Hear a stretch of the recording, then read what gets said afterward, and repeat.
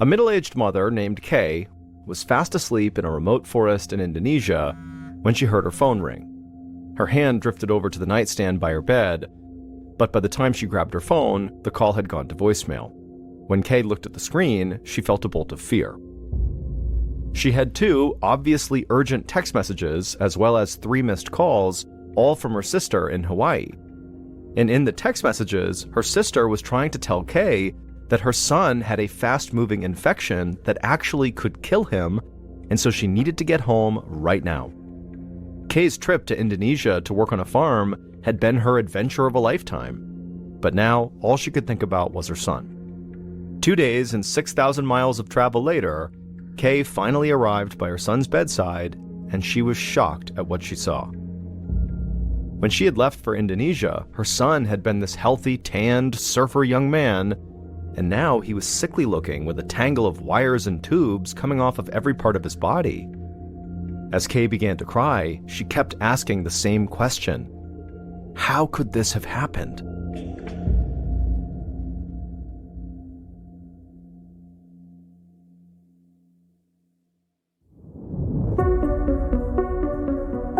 From Ballen Studios and Wondery, I'm Mr. Ballen, and this is Mr. Ballen's Medical Mysteries, where every week we will explore a new baffling mystery originating from the one place we all can't escape, our own bodies. If you like today's story, please stop by the Follow Button's house while they're cleaning, and then kindly offer to dust off all their furniture. Once they say yes, open up the vacuum and empty all of its contents all over their furniture, and then leave.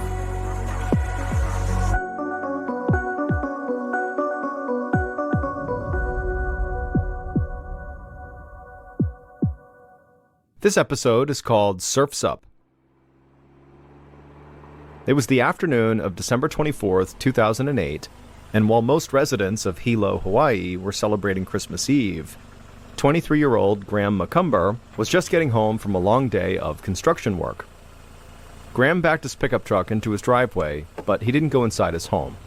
Instead, he stayed just long enough to grab his surfboard, put it in his truck, and then zoom off towards the ocean a few minutes away. Surfing was the only thing that helped Graham unwind after 8 hours of hoisting building materials at a construction site. Graham drove with the windows down on the balmy evening, taking in the smell of sea salt as he pulled into his usual parking spot.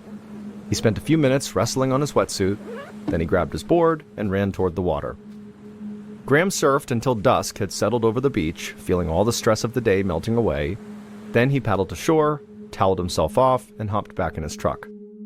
By the time he got home, it was already dark, and he realized he was running late. A friend had asked him to join a holiday potluck dinner, and he still had to make something, and so he didn't have much time. Graham jumped in the shower, and then afterwards he went outside to the large garden behind his house. Graham had planted this garden with his mom, whose name was Kay.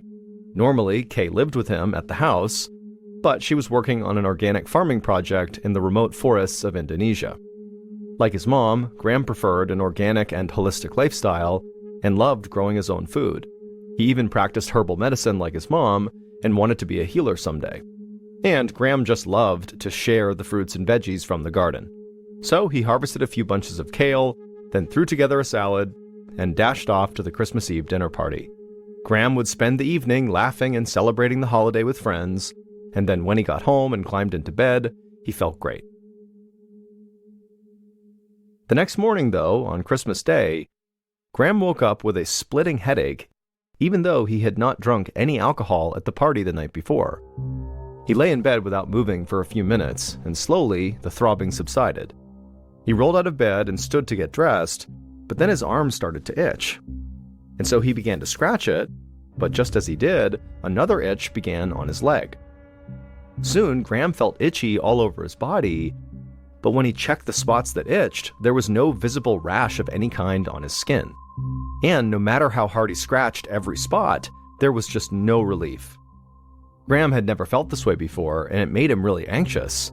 He wished he could talk to his mom and ask her advice, because she would know what bundle of herbs to chew or what tea to drink, but obviously she was gone in Indonesia. However, his mother's sister, Aunt Lynn, she knew a lot about holistic cures too. So he called her, and she told him to come over right away, and so Graham grabbed his car keys and headed out the door, itching himself the whole time. The drive to Lynn's took about 15 minutes, but today it felt like an eternity for Graham. By the time he arrived, Graham's arms and legs were bright red from all the scratching he was doing, and his stomach was starting to churn. He felt like he was going to throw up. He let himself in through the front door and called out to his aunt. She came in from the kitchen with a concerned look on her face, just as Graham collapsed onto the couch. Lynn asked Graham to tell him how he was feeling, and he told his aunt that the itching all over his body felt like it was actually under his skin, and so he just couldn't actually itch it. And he said his stomach felt like it was being twisted into knots. Lynn quizzed him on what he'd eaten or touched over the past 24 hours, but Graham assured her that he hadn't done anything new and was not allergic to anything he'd touched or eaten at the potluck. Lynn thought for a moment, and then she told Graham she'd be right back. Graham closed his eyes and tried to relax as his aunt went outside to her garden. A few moments later, Aunt Lynn came back with a handful of peppermint and some other herbs for his stomach and headache. Graham had used these traditional remedies before, and in the past they had given him some comfort. And so he thanked his aunt and took what she had given him, and then after a while, once he felt like his stomach was settling down, he said goodbye to his aunt and headed home to try to get some rest. When Graham got home, he flopped into his bed and closed his eyes. But although his stomach was feeling better and his headache was gone, the itching had now turned into a deep burning sensation. It felt like his blood vessels were on fire, and the throbbing in his temple had come back. It was a dull pain while Graham was lying down, but the moment he stood up, it felt like someone was driving an ice pick into his forehead. That afternoon, he called his aunt back to ask if he could spend the night at her house. He was in a lot of pain and wanted someone close by in case something bad happened. She agreed to drive over and pick him up. After a very uncomfortable car ride, Graham shuffled his way into Aunt Lynn's guest bedroom.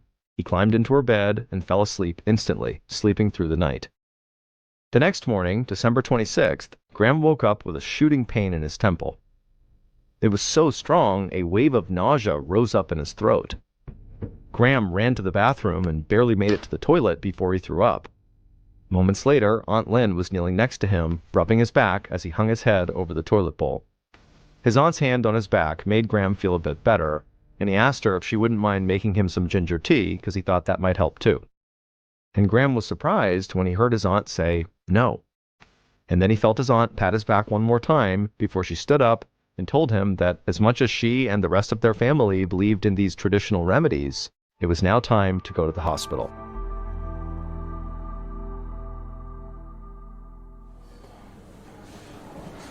About an hour later, Lynn tried to hide her worry as she helped Graham walk into the emergency room at the Hilo Medical Center. And as Graham sat down on a chair along the wall, Lynn felt helpless because she could see that Graham was in so much pain he was now crying. Lynn had never seen her healthy, athletic nephew so sick. She tried her best to appear calm as she checked him in at the reception desk. Then she took a seat next to Graham and filled out his paperwork for him.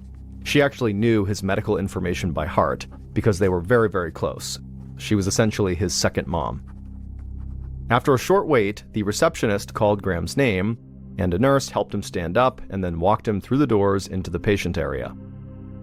Lynn sat in the waiting room for about 30 minutes before a nurse came out and invited her to come see Graham.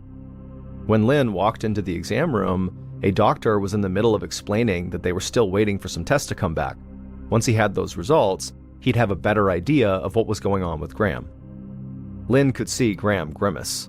He told the doctor he was in a ton of pain, like a level 10 out of 10, if not higher. He asked if there was anything they could give him for the pain while he waited. The doctor hesitated, then said if Graham's pain was really that bad, they could start him on a morphine drip. Morphine is a very, very strong painkiller. Graham immediately nodded yes. If it would make the pain go away, he wanted it. Lynn was shocked. Morphine was a serious drug, but she knew how much pain Graham was in and understood why it could be necessary. Aunt Lynn gave her nephew a comforting smile and then sent a text to Graham's mother, Kay, letting her know that her son was sick. But they were at the hospital and Graham was getting cared for, and Lynn promised Kay that she would update her if Graham got any worse. A few hours later, Lynn was walking back from the vending machines when she saw Graham's doctor approach his bed. Lynn felt relieved, assuming they must have a diagnosis, and so she walked over, and she asked the doctor if she should go home now and maybe grab an overnight bag for Graham. But the doctor told her that wouldn't be necessary. He said all the tests came back negative. He thought that Graham simply had a serious case of the flu, and he was going to discharge him. Lynn couldn't believe what she was hearing.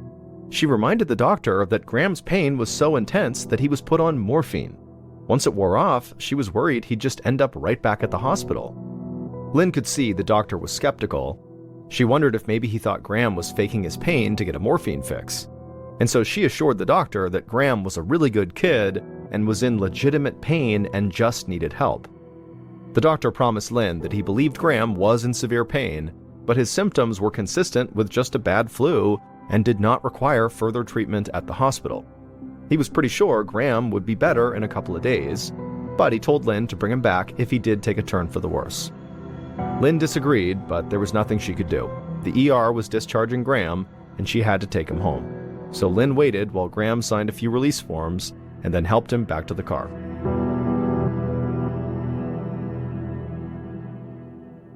Once they were back at her house, Lynn helped Graham ease onto the couch, and then she handed him the TV remote. Then she threw his favorite blanket over him and made him the ginger tea he'd asked for earlier. Then she watched with worry as Graham barely sipped his tea and then complained that his head was still hurting and that his arms were starting to itch a little bit. Lynn had no idea what was wrong with her nephew, but she was pretty sure that Graham was suffering from something that was far more serious than the flu, and whatever it was, holistic remedies might not be enough to cure it. She just hoped that he would start to feel better overnight. But the next morning, when Lynn woke up, she heard Graham crying out for help from the guest bathroom. Lynn ran to the bathroom and knocked on the door and asked what was wrong, and from the other side of the door, Graham said that his bladder felt really full, but he couldn't urinate. Then, in a more quiet voice, Graham said he felt like he was dying.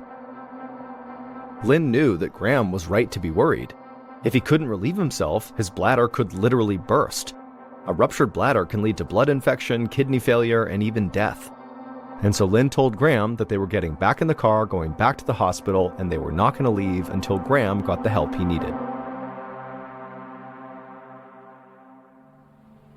When they arrived at the hospital, Lynn helped Graham to crawl out of the back seat where he had been lying. Then he leaned on her as he hobbled towards the sliding glass double doors that led to the emergency room. As they got closer, a nurse noticed them and ran toward them with a wheelchair. Graham was very grateful as the nurse helped him sit down, and right away he kind of slumped over in the chair. The nurse asked what was going on, and as Graham cradled his aching head, Lynn explained that her nephew was no longer able to urinate. Graham could feel the nurse speed up as she pushed him inside. Minutes later, an ER doctor explained to him that they needed to put in a catheter to relieve the pressure on his bladder. From there, they'd admit him to the hospital for treatment.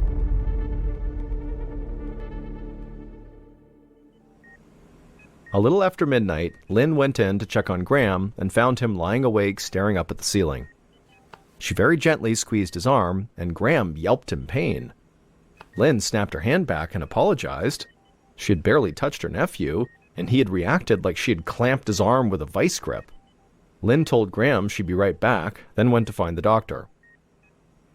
The doctor came back with her to the room and then approached Graham's bedside and took a pen out of his coat pocket. He lightly ran the top of the pen along Graham's arm. And again, Graham flinched and told the doctor it really hurt when he did that. The doctor nodded and then did the same thing with the pen down Graham's legs. And as he did it, Graham winced and gritted his teeth.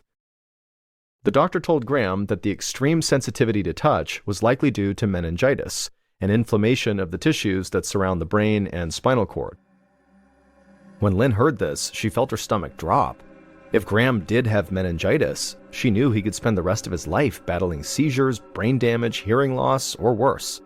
Meningitis could even be fatal. The doctor said that in order to be sure, they had to perform what's called a spinal tap. That meant he needed to insert a large needle into Graham's spine. Lynn saw Graham's face go white. She could understand why he was nervous. If even a mild touch hurt him, how would a needle going into his spine feel? But if they were going to figure out what was wrong with Graham, he would have to go through with it. Once the anesthetic was working on Graham, the doctor carefully inserted the needle in between two of Graham's vertebrae. Lynn squeezed her nephew's hand as the doctor then pulled back on the syringe and filled it with Graham's spinal fluid. After the doctor had pulled the needle out of Graham's spine, Graham relaxed and let out a sigh of relief. Lynn put on a brave face for her nephew. She was glad the procedure was over, but she had a sneaking suspicion that Graham's struggle was only just beginning.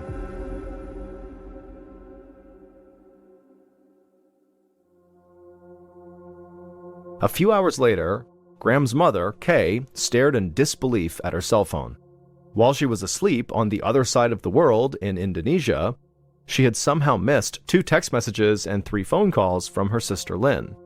The sisters had been texting for the past couple of days, so Kay was already aware that Graham was in the hospital, but this barrage of attempts to contact her could only mean one thing: something bad must be happening with her son.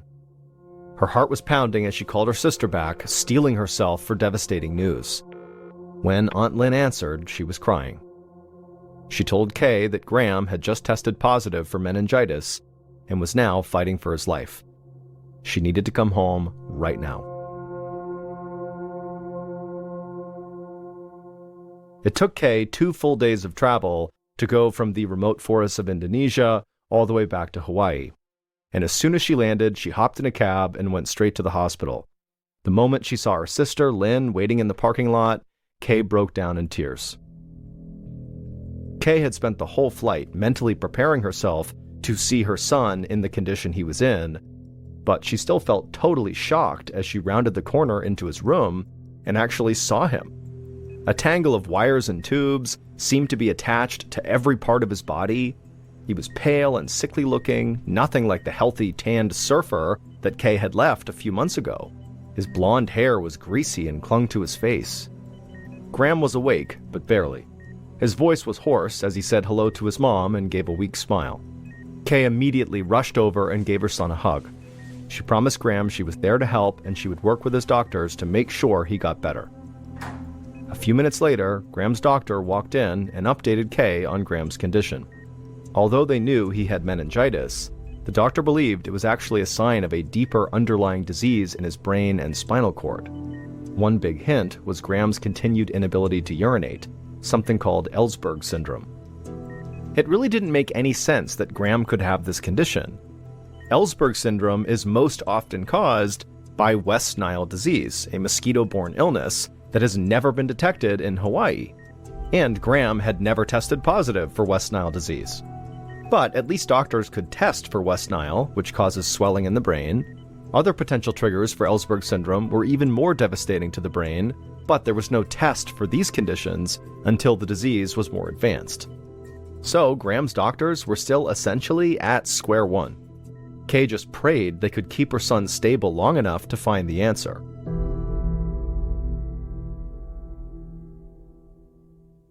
On the morning of January 12th, almost 3 weeks after Graham first got sick, Kay nodded off in the chair at the foot of her son's hospital bed.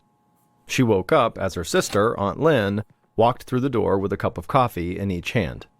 While Kay sipped her drink, she noticed her son shift a little bit. It had been almost 10 days since she'd arrived, and the doctor still didn't have a confirmed diagnosis for her son. And now her son's eyelids were fluttering rapidly, the look in his eyes seemed distant, and then when Kay stood up and shook his leg and asked if he could hear her, Graham didn't respond. Behind Kay, Aunt Lynn, who was watching this, immediately punched the call button on the wall. Seconds later, a nurse bolted into the room, ushering Kay and Lynn out of the way. The nurse took one look at the monitor tracking Graham's vital signs and began shaking Graham's leg. When he didn't respond, she went to find a doctor. Moments later, Kay held her breath as nurses ripped cords and wires out of her son and then pushed his bed as fast as they could toward the door and down the hall. As Kay watched helplessly with a look of absolute fear on her face, a nurse came over to her and gently explained that Graham had just fallen into a coma, and now he needed to be transferred to the intensive care unit. Half an hour later, a nurse escorted Kay to Graham's bedside in the ICU. Now he was hooked up to a ventilation machine just so he could breathe. A feeding tube was down his throat. Graham was on life support now. Without these machines, he would die. Graham's doctor assured Kay that Graham was stabilized for the time being, but the meningitis was only getting worse, and the Hilo Medical Center didn't have the resources to care for Graham any further. They needed to transfer him to a bigger hospital in Honolulu, the capital city of Hawaii.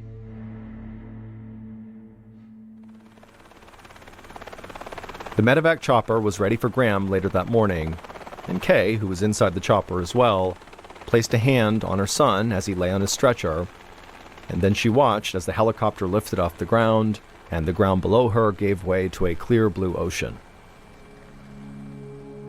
A short time later, Kay and Graham landed at the hospital in Honolulu, and Graham was quickly whisked away to the ICU at that hospital.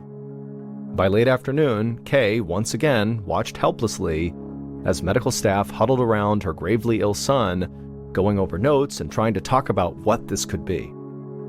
That night, Kay made her way to the nearby hotel that one of the nurses had recommended. But when she laid down to sleep, every time she closed her eyes, all she could see was her son lying unconscious in his hospital bed. Then she thought of the long list of drugs the doctor had prescribed for Graham, all names she couldn't remember or even begin to pronounce. They would regulate Graham's heartbeat and blood pressure and keep his organs from failing, and she knew these drugs were vital to Graham's survival. But they were also very hard on his body, putting him at risk for things like pneumonia, blood clots, and worse. And so, as Kay lay there in her hotel bed, unable to sleep, she thought to herself that she just had to find some way to help her son. She just could not sit on the sidelines anymore. And so the next morning, Kay walked into her son's room with a paper bag full of supplies. She took out a jar of noni juice, a tropical fruit with natural antioxidants, and after getting her son's doctor's permission, she fed Graham the noni through his stomach tube, hoping it would help his immune system fight off this mysterious disease. Then Kay grabbed a box of long steel pins. She lifted Graham's shirt and administered acupuncture all over Graham's stomach. Kay believed the acupuncture would protect Graham's organs, both from the disease and from any side effects of the various medications required to keep Graham alive. 2 days later, Kay moved around her son's bed, administering more acupuncture treatment, and all the while talking to him as though he could hear her. She fully believed Graham was getting better. She couldn't explain it, but it was like his presence was slowly refilling the room, and it was getting stronger and stronger with each passing day. Kay was certain that her traditional healing methods, combined with modern medicine, would help Graham's body heal. In fact, Kay was so focused on her work that morning that she barely noticed a doctor walking up behind her. He introduced himself as the hospital's infectious disease expert, and he said he had news for her, but unfortunately, it was not good news. Her son's illness had finally advanced far enough that doctors could now tell whether he was suffering from an extremely rare but utterly devastating condition. And unfortunately, the doctor said, the results came back positive. He held up an image from Graham's most recent MRI and pointed to dozens of tiny white spots on Graham's brain. He told Kay that each one of those spots represented a microscopic hole in Graham's brain tissue that were created by parasites living in his head. The doctor explained that Graham's increasingly debilitating symptoms had been caused by these parasites, called roundworm larvae, as they burrowed inside of him. Kay was so caught off guard and horrified by what she was hearing that she could barely speak for a second, but then finally she just asked, how could this happen? The doctor explained that Graham's condition is extremely rare and can only happen under very specific circumstances. These roundworm larvae, these worms, grow in the lungs of rats and then are excreted alive through the rat's feces. And then sometimes a snail will crawl over those rat feces, and the snail will become infested with these roundworm larvae as well. And if a person accidentally were to eat that infected snail or its slime, the roundworm larva can enter that person's digestive system. The doctor said that the roundworm larvae had eaten their way through Graham's intestines and eventually made their way to Graham's brain, which is what made all those microscopic holes. But it wasn't the holes that were making Graham so sick. The roundworm larvae were dying once they reached Graham's brain, and their decaying bodies were infecting the brain tissue. The condition, the doctor said, was known as rat lungworm disease. The doctor told Kay that he was terribly sorry, but he did not see a path to recovery for her son. At best, Graham would live in a vegetative state. Although his body could live, his mind would be gone. He probably would not be able to do much more than open and close his eyes. At this, Kay actually just started shaking her head. This didn't make sense to her.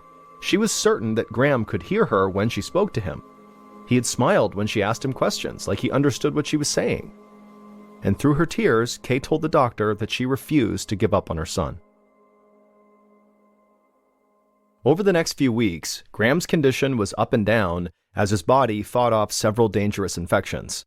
Kay trusted all the doctor's abilities, but she just felt like Western medicine alone would not actually be able to help Graham. And so, in between drug treatments to fight off the parasites in Graham's body, Kay gave her son supplements of herbs like spirulina, chlorella, and a Chinese herb called Xing Nao Wan. She had heard these treatments helped with nerve function, and she hoped they might allow Graham to recover faster. Kay also continued feeding her son noni juice and continued giving him acupuncture. And through all of Kay's treatments, her son's eyes would periodically open and close. But the doctors told Kay that it was just a reflex and not something he was doing consciously. Then, one day in March, Kay noticed that Graham's eyes became more animated. It seemed like they were focusing on her. Kay immediately pressed the call button, and soon Graham's doctor came in, and he confirmed that it did look like Graham was starting to wake up. Kay held her son's hand and encouraged him to make a noise, do something, make some sign that he was still there. For a while, the only sound Graham made was his labored breathing. But Kay kept at it, constantly asking her son to give some sign, and then kind of as a joke, she would say to her son, as his labored breathing continued, that he sounded like Darth Vader. And when she said that, Graham's eyes seemed to focus again, and he took what looked like a big deep breath, and then in a very weak voice he said, "Luke, I am your father." Kay almost screamed with excitement. Not only was her son awake, he could speak. She reached down to hug him, and amazingly, Graham hugged her back. The doctors who were watching this were just as amazed as Kay was.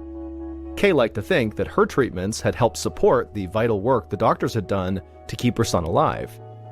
Together, they'd done everything in their power to give Graham's body a fighting chance against this parasite, and against all odds, he had overcome it. Within a few days, Graham was conscious enough for his mother to explain what had happened to him and how he had gotten this terrible disease from a snail. Graham asked how that could possibly be, because he could not recall eating any snails, and his mother kind of shrugged and said, we may never know for sure how this happened. But she then told her son that most likely, on the night that he had that potluck dinner on Christmas Eve, when he harvested the kale, perhaps there was a snail on the kale that had this disease in it. When she said that, Graham's mouth fell open in shock. He thought back to that night and the bunches of kale he hastily gathered from their garden, and he'd been in such a rush to head out the door, he had forgotten to wash the kale. And so had there been an infected snail or infected snail slime on this kale, it's totally possible that Graham could have accidentally ingested it. Thankfully, nobody else at the potluck had gotten sick.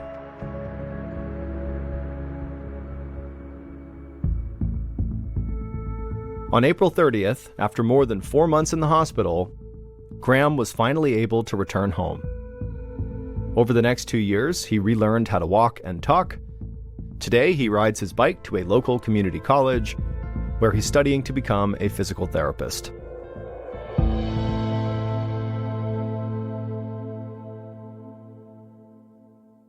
On December 7th, 1993, a pregnant woman named Diane Schaap sat inside of a hospital room in the city of Fulda, Germany, staring anxiously at the nurse who was doing her blood pressure. When the nurse was done, she would tell Diane that her blood pressure was still too high. And so Diane, she sighed, and she was pretty upset by this, but at the same time, she wasn't all that shocked. After all, Diane had come to the hospital because she thought something was wrong with her. Diane was an American who lived on the nearby Sickles Army Airfield Base along with her husband, Sergeant Stephen Schapp.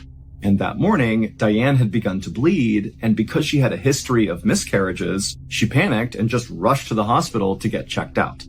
Now, ultimately, the doctors would tell her that it seemed like she was going to be okay and that the bleeding was not a big issue, but as a precaution, they wanted her to stay in the hospital for a week, just doing bed rest, where they could watch her and make sure she was really okay. And so far, she was, but her blood pressure was still too high. The nurse who had taken Diane's blood pressure finished doing the rest of Diane's vitals, and then afterwards, she left the room, leaving Diane alone. And Diane, now, it's the first time she's been alone inside of her hospital room since she arrived, and suddenly she just felt so anxious about the whole situation. And so as she's laying in her bed, wondering if her pregnancy was really okay, she heard footsteps out in the hallway, and then suddenly her door busted open, and it was her husband, Stephen. And Stephen, his skin was pale, his eyes were red, he looked really upset, and he rushed into the room and he kneeled down next to Diane's bed and he took her hand and he just said, how are you doing? It had been a really hard stretch lately for Diane and Stephen. Just a few months earlier, Diane had actually asked Stephen for a divorce because she felt like Stephen had grown distant and the love was just not there anymore in their relationship. As for Stephen, he didn't want the divorce. He felt like the relationship was still good, they still loved each other, but he understood Diane was clearly unhappy, and so he was very gentlemanly about this whole situation, and even went with Diane to the base's cleric, where they arranged for Diane to be sent back to the United States while Stephen stayed in Germany. But before Diane was able to make that move back home, she had discovered that she was pregnant.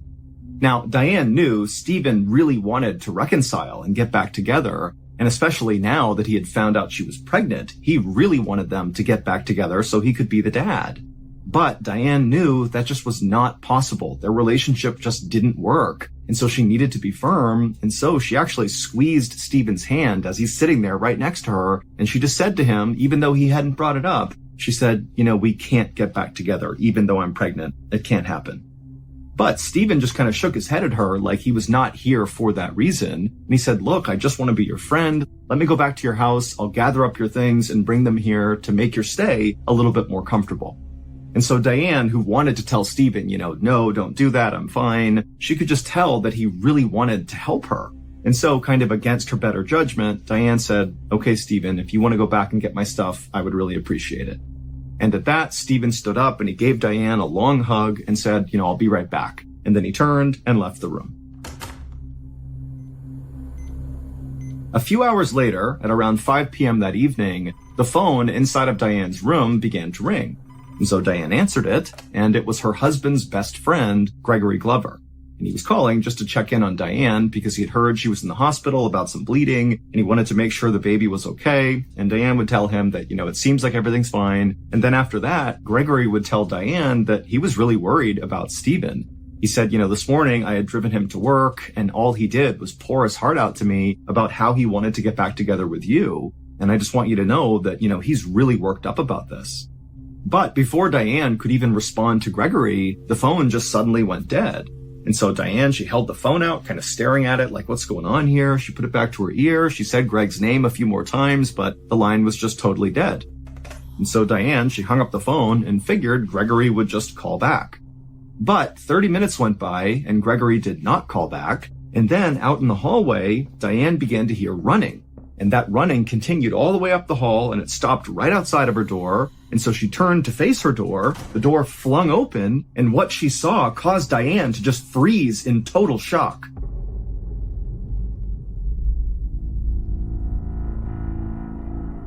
A few hours earlier, after Stephen had left Diane's hospital room, he had gone straight to her house to begin gathering things up for her.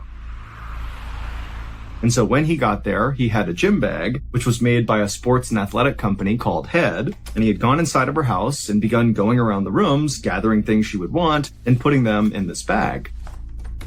And at some point, Stephen made his way into Diane's bedroom, and suddenly he was just kind of overcome with sadness because he looked around the room and he saw there were still pictures up from their wedding day, and there was a card that was face down on the bedside table that he recognized. And just all of these different things he was seeing just suddenly made him feel so depressed about losing his marriage. And so Stephen, instead of continuing to gather up things for Diane, he just began pacing back and forth inside of her bedroom, thinking about ways he could potentially win Diane back. Maybe there was a gift he could give her or some sort of offering or gesture that would show her that he still loved her very much. And so as Stephen was thinking about this, he happened to glance down at his gym bag, and suddenly he felt totally inspired, like he knew exactly what he needed to do.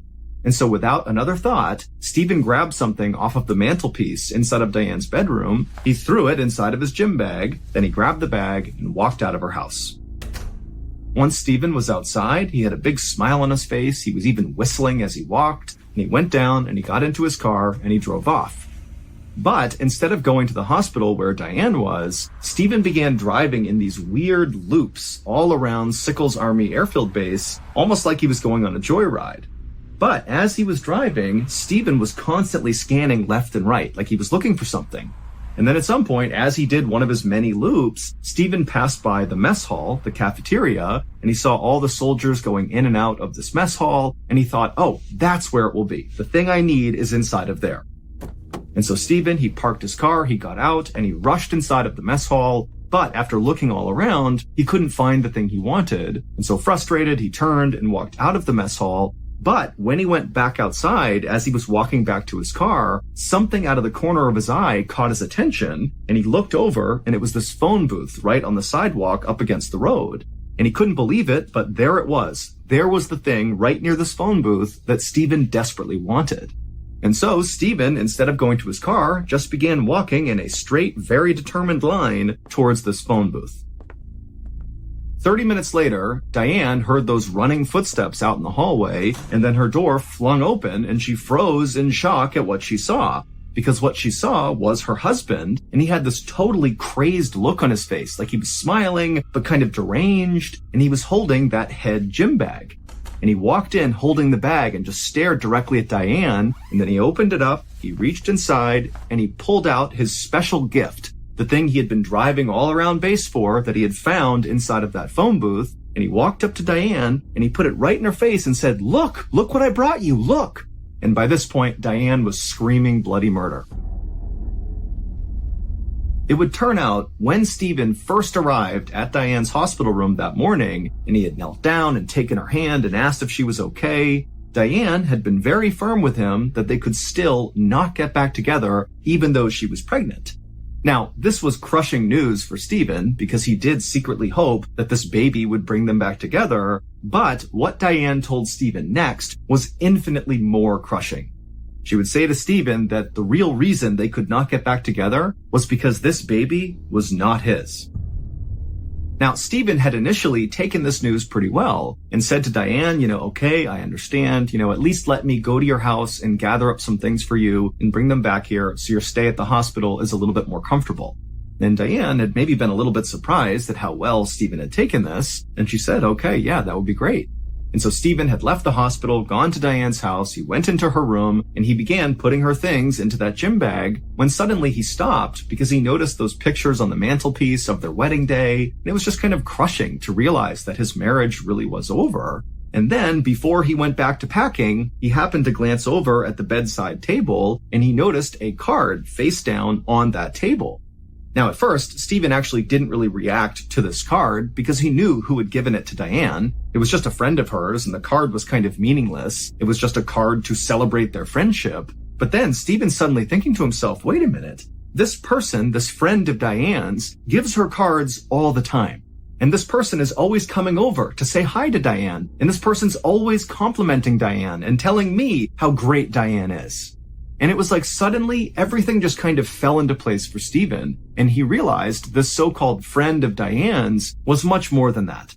This friend was Diane's lover and very likely the father of her unborn child. And who was this friend of Diane's? Well, none other than Stephen's very best friend, Gregory Glover. The same Gregory Glover that Stephen just that morning had poured his heart out to on the ride to work, telling Gregory how much he missed his wife and how much he wanted to reconcile. And Gregory's advice to Stephen had been, well, I know you're hurting, but you really need to let this go. You need to let the divorce happen and just move on with your life.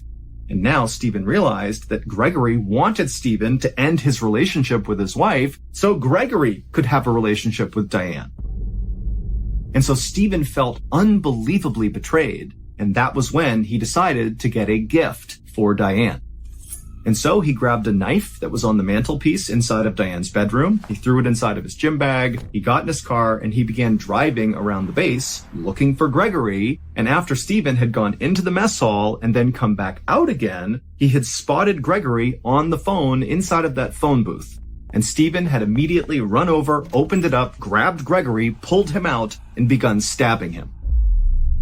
Now, Stephen didn't know this, but at the time he attacked Greg was literally on the phone with Diane. And so when that call suddenly dropped and Diane expected Gregory to call her back, well, their call really hadn't dropped. It was just that Gregory had been pulled away and was being attacked. Gregory, who was totally caught off guard, tried his best to defend himself against Stephen, but Stephen was just crazed and he kept hacking away until finally Gregory had stopped moving. And then at some point, Stephen stood up and kind of caught his breath, and he's looking around at all these onlookers who can't believe what they're seeing. And Stephen said, "I'm sorry." He grabbed some things off the ground, put them inside of his head bag, and then he took the bag, he ran to his car, drove to the hospital, ran through the hospital to Diane's room. He flung the door open, and Diane is shocked to see him. And Stephen walks in with this crazed look on his face, and he holds up the bag, he unzips it, and pulls out Gregory's severed head. And he holds it right in front of Diane and says, look what I brought you, look. And he placed it down right on the bedside table, looking directly at Diane. And so Diane began screaming and people began rushing into the room. Meanwhile, Stephen just sat in the corner calmly, waiting to be arrested. Ultimately, Stephen would be tried by a military court and he would be sentenced to life in prison.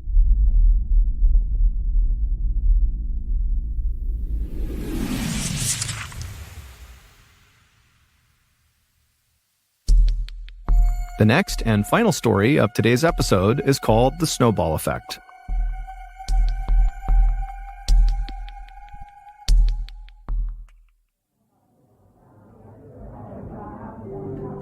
On the evening of December 20th, 2022, a young woman named Moon Soo-ho, along with her boyfriend, whose name was Lee Ki-young, sat at a table at a Korean barbecue restaurant in northern Seoul, which is the capital city of South Korea. The couple didn't even have any food yet, but Moon was not even looking at the menu. Instead, she was excitedly checking her watch, waiting for her parents to arrive. This dinner was a very special occasion for Moon because she had been dating Lee for several months now and she was totally in love with him, but she had not introduced him to her parents yet. And so Lee had surprised her with reservations to this restaurant tonight for 4 people. He had invited her parents to come to the dinner so they could all finally meet. Moon looked across the table at Lee and she smiled because she knew as soon as her parents saw this guy, they were going to be impressed. Lee was a 32-year-old Army veteran with lots of crazy stories from his time in the military. He was also exceptionally good-looking, he was very well-educated, and he came from a family that was extremely successful and very wealthy. Lee's grandfather owned the high-rise building that Lee was staying in. I mean, this family was very influential and powerful in South Korea. But Lee was not full of himself.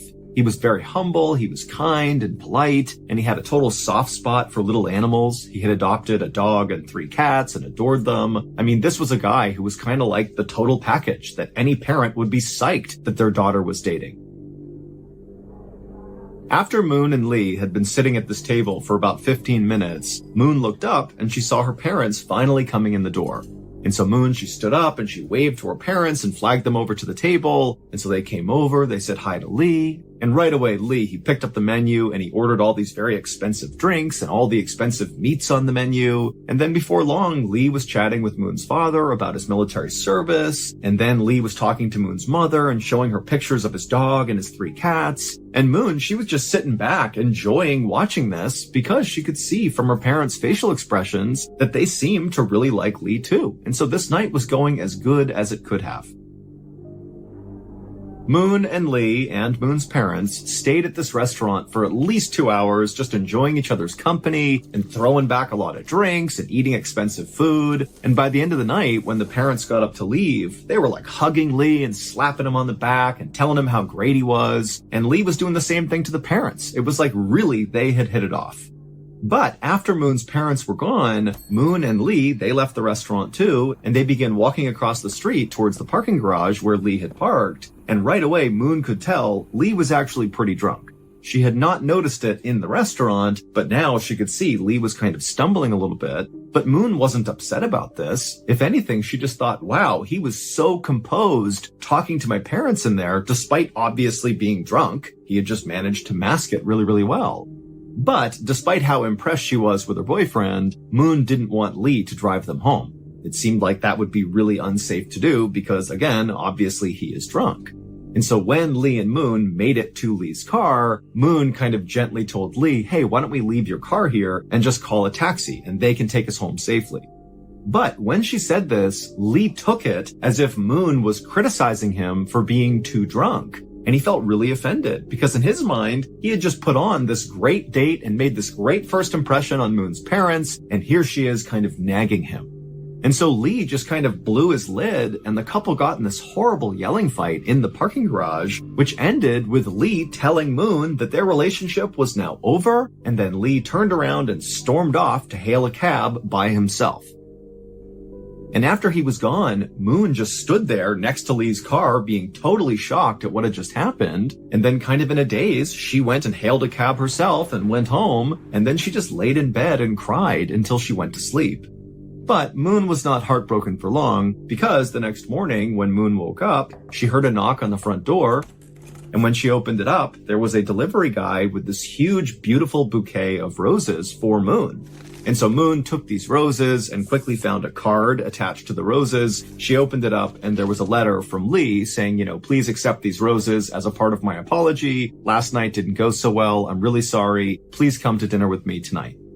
Moon was so relieved to get this apology letter that she called Lee right away and said, you know what? I do forgive you. It's all water under the bridge. My parents, they loved you and they have no idea about that fight we had. So let's just put it behind us and just continue being boyfriend and girlfriend.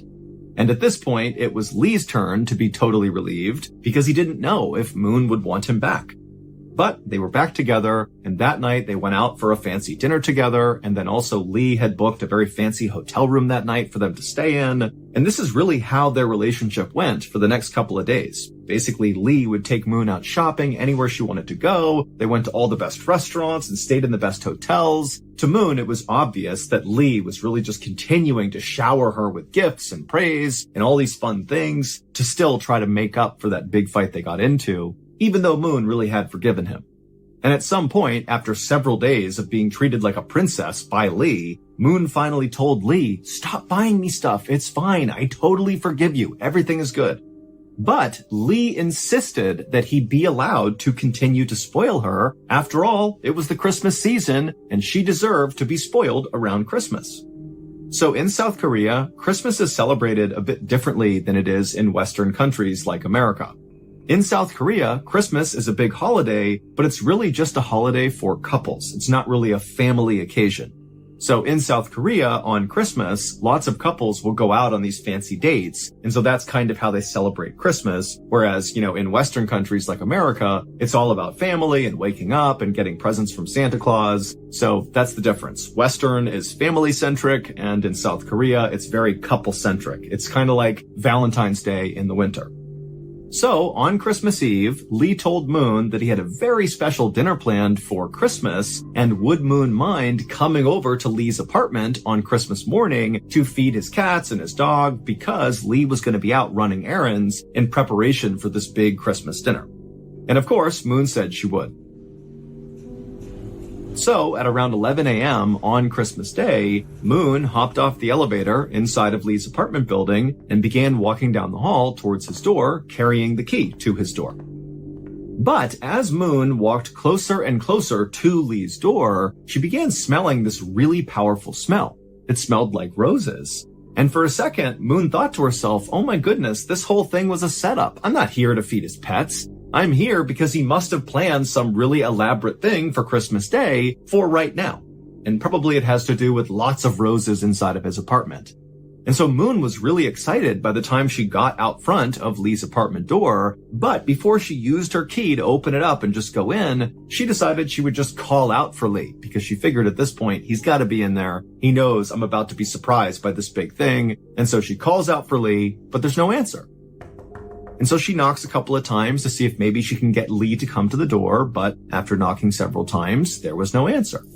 So eventually, Moon used her key, she opened up the door, she swung it open, and she stepped inside of Lee's apartment, expecting to be wowed by whatever Lee had planned. But instead, when she looked around, she couldn't really understand what she was even seeing. Lee was nowhere to be found, but there were roses all over the apartment. However, these were not new roses. These were like several days old. Many of them were wilted and the petals were starting to fall off. And the water that all these roses were sitting in was very dirty. But really, there were like vases of roses everywhere on every surface. And right away, Moon started to feel really uneasy. It was like very creepy to be in this dark apartment where no one's inside of with just these weird flowers everywhere.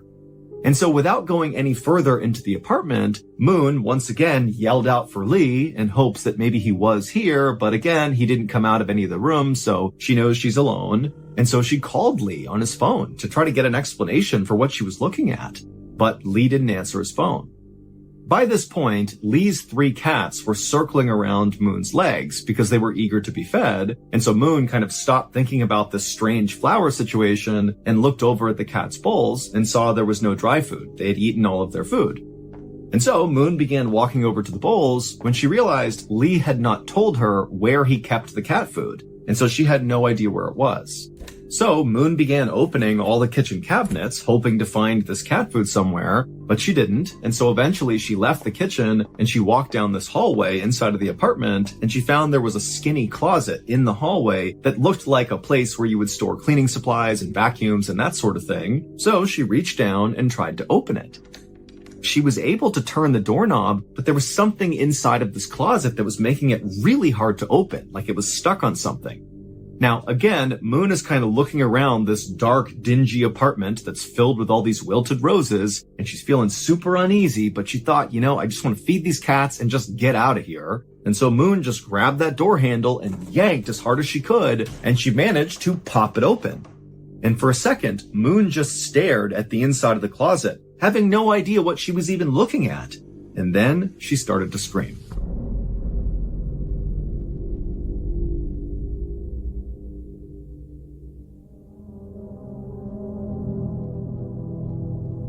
It would turn out virtually everything Moon thought she knew about Lee, her boyfriend, was wrong. 5 days earlier, after Moon and Lee had gotten into that horrible fight in the parking garage following the dinner with Moon's parents, Lee had made it seem like he was storming off to go hail a cab and drive home on his own. But in reality, after he stormed off, he waited for Moon to walk away and get a cab on her own, and then Lee just walked right back over to where he had parked his car in the parking garage. He got inside, turned it on, and began driving home. But on his drive home, he actually crashed into a taxi driver. Now, neither Lee nor the taxi driver were harmed in this accident, and both cars were still drivable, but Lee actually had a really big problem with drinking and driving. 9 years earlier, in 2013, when Lee was serving in the military, he was put in military prison for drunk driving. And then after he got out of the military, he was arrested 2 more times for drunk driving in 2018 and 2019. And so even though this accident with the taxi driver was very minor, Lee did not want to go to police and report this accident because if officials got involved, they would see that Lee has this horrible history of drunk driving and he would get in way more trouble. And so Lee convinced the taxi driver to just allow him to pay him privately for the damages in order to avoid getting officials involved. However, the taxi driver, who was open to this, demanded that Lee pay him in cash. He didn't want some sort of deferred payment plan. He wanted to be paid now. And so Lee said, okay, well then let's go to my apartment and I'll just pay you there. However, when the taxi driver and Lee got to Lee's apartment, they got in a fight over how much money Lee actually needed to pay the taxi driver for the damages. And eventually, Lee just kind of snapped and beat the taxi driver to death and then stuffed his body inside of that cleaning closet in his apartment's hallway. And so that's what Moon had seen when she had opened up that closet. She saw the corpse of the taxi driver. And then after Lee had murdered the taxi driver, he stole the taxi driver's credit cards and his cell phone, and Lee would use the taxi driver's credit card to pay for all those lavish dinners and hotel stays and gifts over the next few days as Lee spoiled Moon for Christmas. And also during that time, Lee was using the taxi driver's cell phone to send messages to the taxi driver's family to convince them that he was still alive. Also, Lee went out and bought a whole bunch of bouquets of roses and put them all over his apartment to try to mask the smell of the rotting corpse inside of his closet.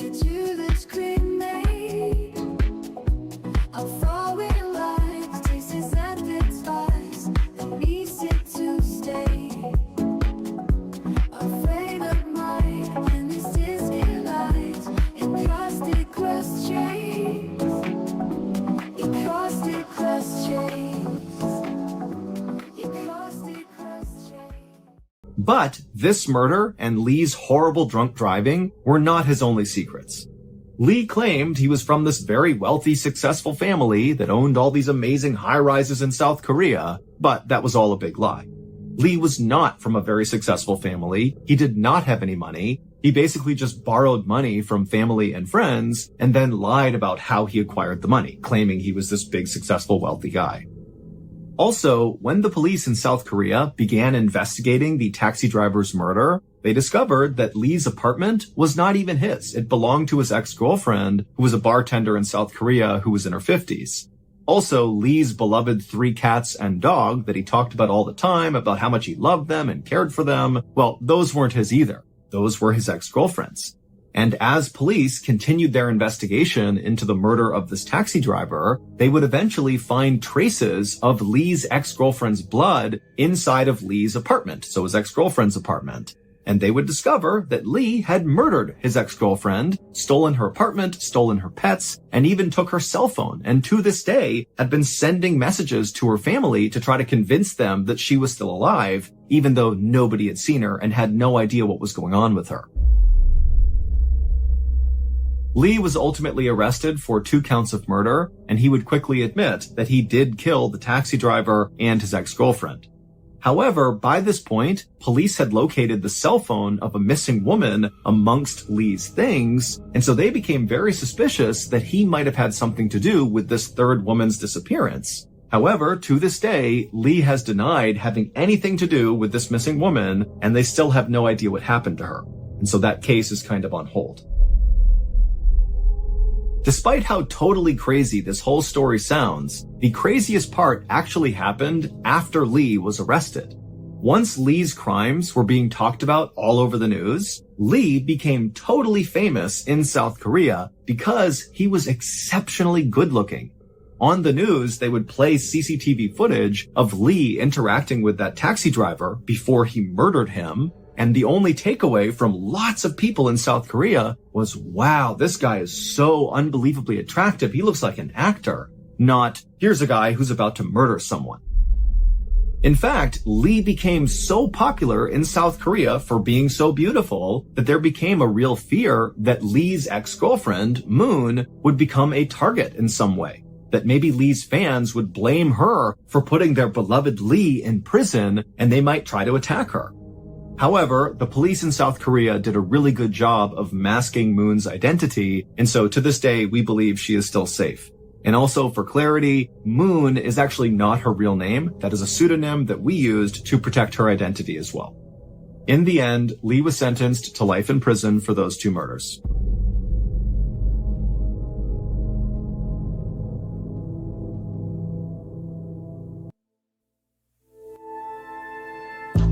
From Ballen Studios and Wondery, this is Mr. Ballen's Medical Mysteries, hosted by me, Mr. Ballen. A quick note about our stories. We use aliases sometimes because we don't know the names of the real people in the story. And also, in most cases, we can't know exactly what was said, but everything is based on a lot of research. And a reminder, the content in this episode is not intended to be a substitute for professional medical advice, diagnosis, or treatment. This episode was written by Aaron Lan. Our editor is Heather Dundas. Sound design is by Ryan Potesta. Coordinating producer is Sophia Martins. Our senior producer is Alex Benedon. Our associate producers and researchers are Sarah Vitak and Tasia Palakonda. Fact-checking was done by Sheila Patterson. For Ballen Studios, our head of production is Zach Levitt. Script editing is by Scott Allen and Evan Allen. Our coordinating producer is Matub Zaire. Executive producer